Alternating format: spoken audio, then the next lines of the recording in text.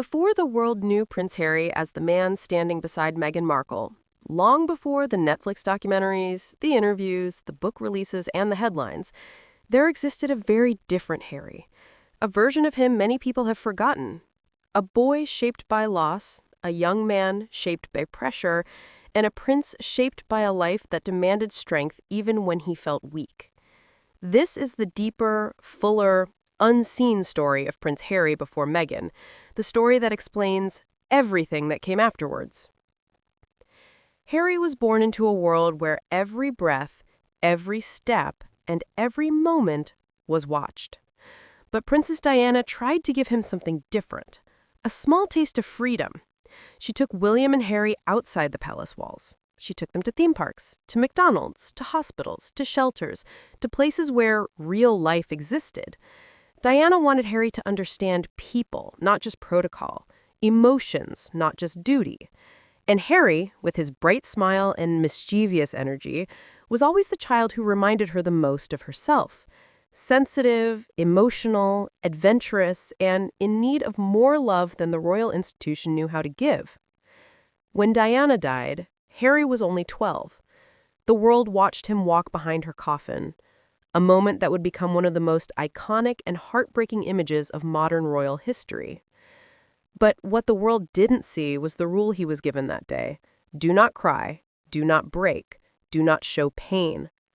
At 12 years old, Harry learned how to hide his emotions, not because he wanted to, but because the crown demanded it. He later said he shut down emotionally for decades. Imagine being a boy, grieving your mother, and the only instruction given to you is, keep walking. Don't feel. As Harry grew into his teenage years, the media turned him into a favorite target. Every mistake he made was turned into a scandal. Every moment of weakness became a headline. He felt misunderstood, watched, hunted, and judged. He once said, "I felt like I was losing control of my life." Beneath the wild stories was a young man drowning in trauma, desperately trying to escape the constant pressure of a life he never chose. So when the tabloids called him the Wild Prince, they didn't understand the truth. His so-called rebellion wasn't about breaking rules. It was about breaking free from a life that didn't give him space to breathe. The more the media attacked him, the more Harry felt cornered.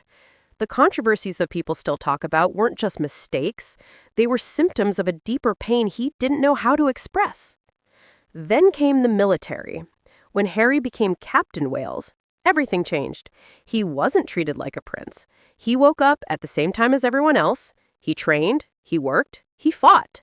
He risked his life on 2 tours in Afghanistan, and for the first time, Harry felt normal. He felt valued, not because of his title, but because of his actions. In the military, no one bowed to him. They respected him, and that respect transformed him. Harry has said that those were some of his happiest years of his life because the military gave him purpose, responsibility, and identity.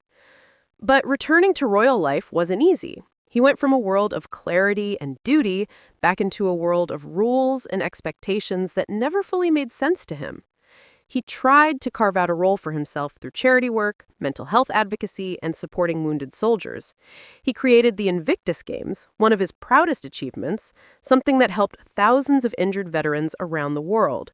Millions saw him as the people's prince, carrying on Diana's legacy with heart and authenticity.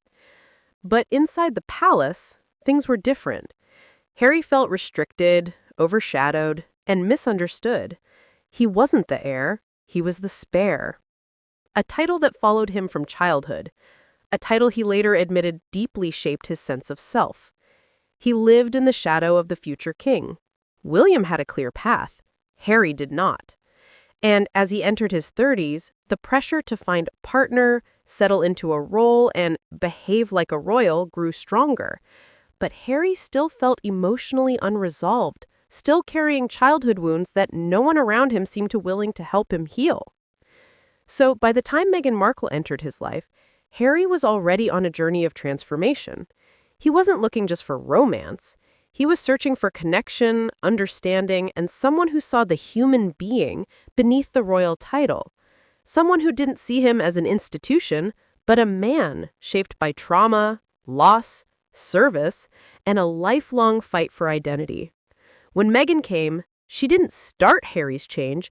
She stepped into a life where change was already happening. Prince Harry before Meghan was complicated, emotional, wounded, brave, and searching for purpose. A boy shaped by love and heartbreak. A young man shaped by pressure and expectation. A soldier shaped by courage and experience. And a prince shaped by a system that both protected him and trapped him. Understanding who Harry was before Meghan makes one thing clear. His choices later weren't sudden, surprising, or random. They were the result of a lifetime of struggle, a lifetime of searching, and a lifetime of trying to build a life that felt true to who he really was. And in the end, the boy Diana loved so fiercely grew into a man determined to build a home, a family, and a future where he could finally feel free.